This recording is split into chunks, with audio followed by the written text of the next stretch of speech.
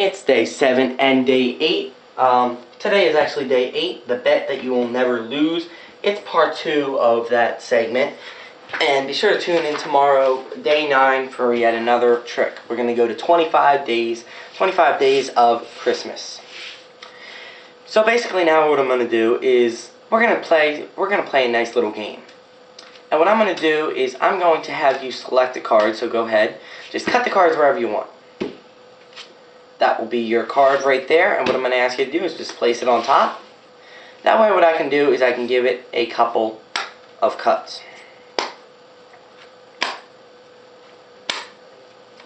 Let me know when you're happy. You're good? You're good? Alright, perfect. Wait, no? You're not? Alright. You're good, right? One more? Alright, we're good.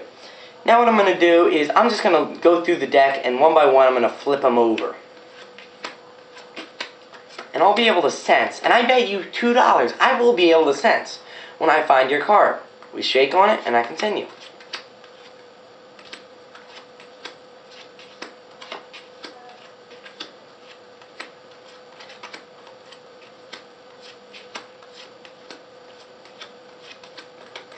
I'm going to speed it up a little.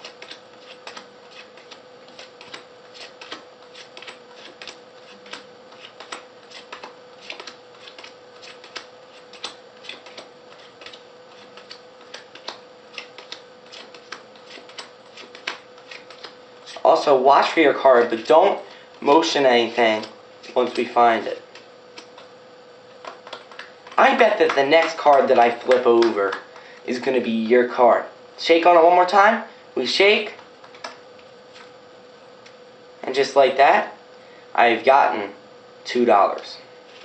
So I'm going to show you guys how to do this card. You're going to, or do this trick. You want to get an indicator card. So in this case, I'm going to use the Ace of Spades.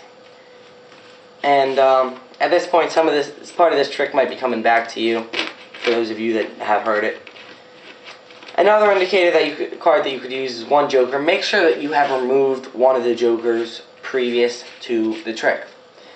So now that you're ready, you can go ahead and straighten out these cards. One thing you want to do is you want to place the indicator card, in this case the Ace of Spades.